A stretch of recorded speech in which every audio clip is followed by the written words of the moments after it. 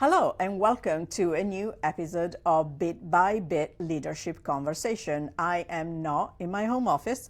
I'm actually at Qualcomm in San Diego. I'm here with Chris Patrick, who is SVP of Handsets and Wearable at Qualcomm. And what I want to talk about is something that we haven't talked for about 2 minutes, AI. Thank you for being here and thank you for having me as a guest on Qualcomm soil today. And I want to start with the fact that we were both in San Jose for the launch of the new S25 series with Samsung.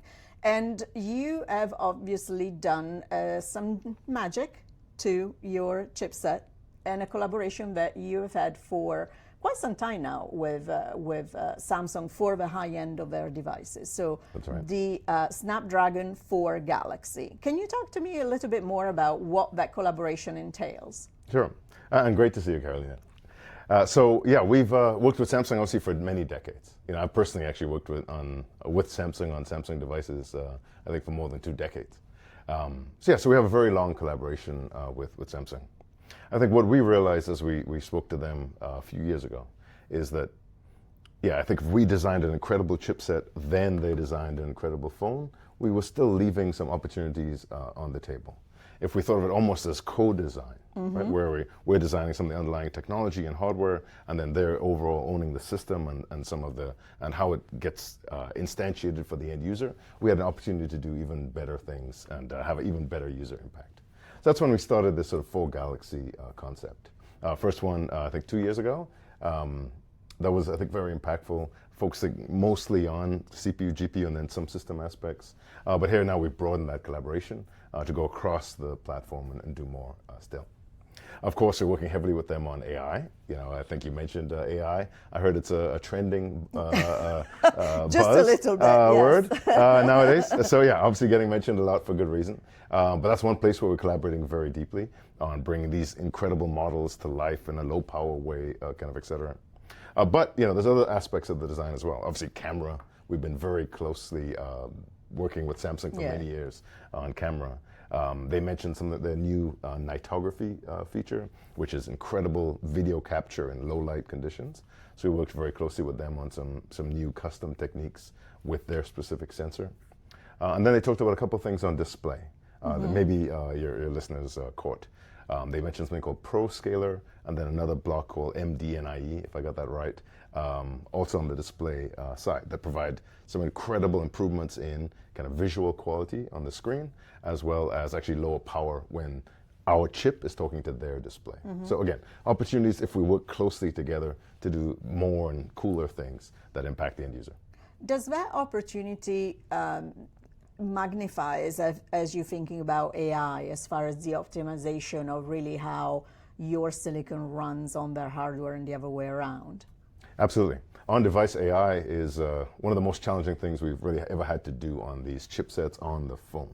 So you think of on the cloud side of things, we have these hundreds of billions of parameter models, incredible air-cooled kind of racks of equipment. And now we want to reproduce a subset of those experiences just with this very tiny device with a tiny battery.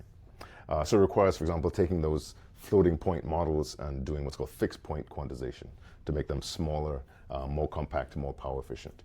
We have to do things like work very closely with Samsung on things like what we call speculative decode that runs one version of the model and another version of the model, whichever one ends earlier, you use that one to improve latency and improve response time. Anyway, it takes really tight cooperation to bring some of these experiences to life on device, and then provide everything that on device can get you. Universal kind of access, even if you don't have data connection, security, immediacy, everything that brings. You mentioned so many key words as far as security, lack of latency, and everything speaks to a higher, tighter experience for the consumer. You mentioned earlier that obviously you've been working on AI for quite some time, starting with the camera and audio as well. If you're thinking about generative AI in particular, what are some of the features that we already can experience today, whether it is on the S25 or the plethora of devices that Qualcomm is empowering? Sure. You mentioned camera. So camera is always the first in and what many consumers ways. care a lot And about. consumers care a lot. in the end, I was looking out, I was thinking about some of the things we discussed today, and I was looking out my window upstairs. And I have some blinds in front of me. I have some glass that's a little bit dirty. But if I look out, I don't see those things, right? Instead, kind of I see the view, and I see the beautiful San Diego hills kind of there, right? Because my eyes and my brain, my whole system is already tuned to sort of edit out the things that don't matter. That's not really what I'm looking at.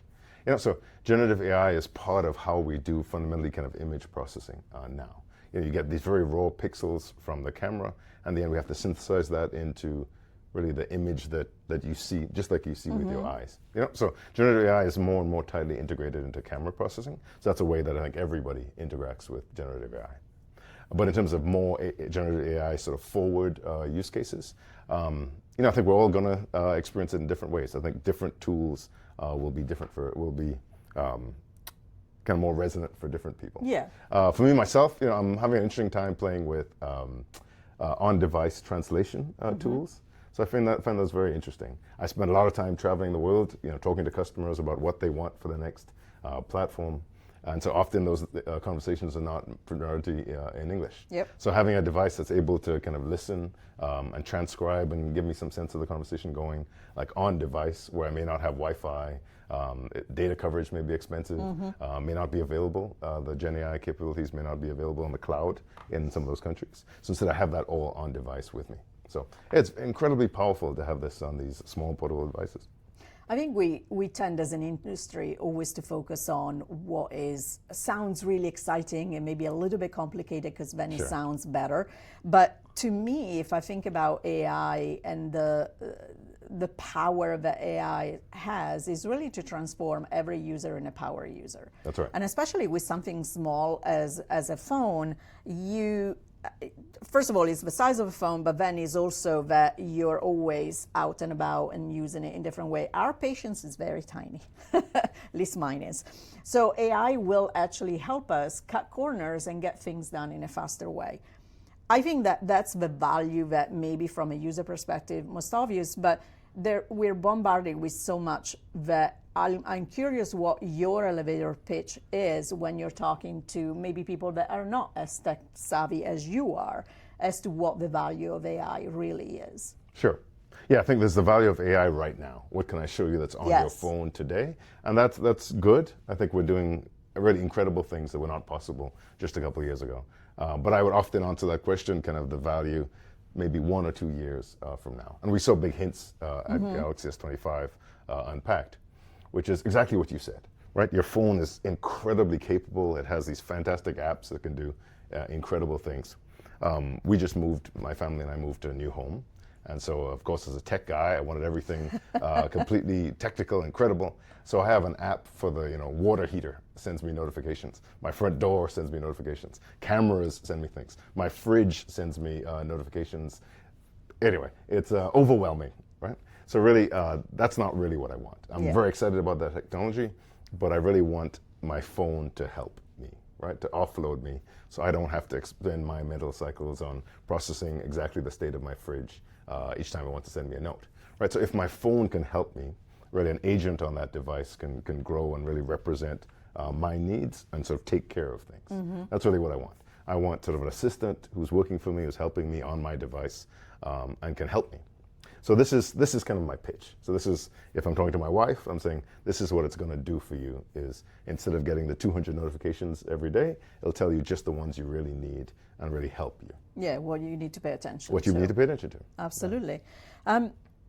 But I'm hoping that you would agree that AI will change a little bit the relationship that we have with our phone. We're always looking at other devices and on the positive side for Qualcomm is that you're on so many different devices that, if I'm thinking about XR as an example, sure, you're in there too. So if we switch and we spend more time on an XR device versus smartphone, you still win. But in my opinion, the phone is here to stay for quite some time. It's the most precious device that we carry every day. But the relationship might change. How do you think about that? Do you see the relationship with your phone, apart from maybe surface more information or not having to be, looking at your screen all the time. Do you think AI is going to change how we feel about our phones? I think it'll change how we feel. I think there's a potential to kind of integrate those different devices. We talk about, again, I work on wearables, watches as well, and earbuds, and then my colleagues work on XR devices. So I think in the end, that sort of constellation of personal devices can work together more seamlessly. Right? So even if you don't, I think a phone is going to be a very important part of your life, I believe, in the foreseeable future. But if you don't have your phone, you've decided not to have your phone, and you want to go running with just your watch, then yeah, your watch and your phone should work very well together. I think XR devices, as an input device, really to that constellation, can be always on visually, always listening, always providing you audio input, even if the phone is in your pocket. I think that's very powerful to extend that constellation of personal devices. But then I see these continuing to work together. So are we going to move to a different place where we don't rely on this kind of constant connection to that constellation of devices? No, I don't think so. I think it's going to continue to be very important. So do you see do you see AI more as a connector of all of these devices, so that as a user I'm going to take more, or more as a disruptor when it comes to mobility? I think of each of these devices, XR in particular, as really a natural extension of that sort of handset experience. You have a great experience here. You can do incredible, for example, image capture with the phone, right, with the camera on the phone. But sometimes it's in your pocket. So sometimes I want to take it out of my pocket and then use it explicitly, but sometimes I don't.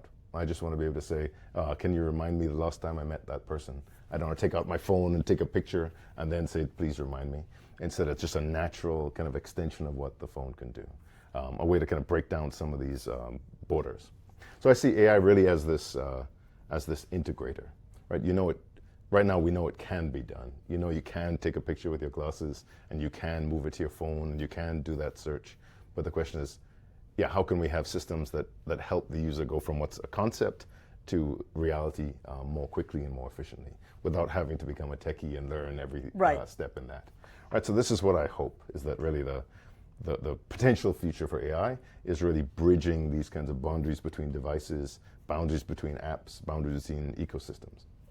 I really appreciate you spending a few minutes with me in beautiful San Diego, and in a place where I've been a few times, just surrounded, but some actually of your devices. Thank you for being here, and thank you all.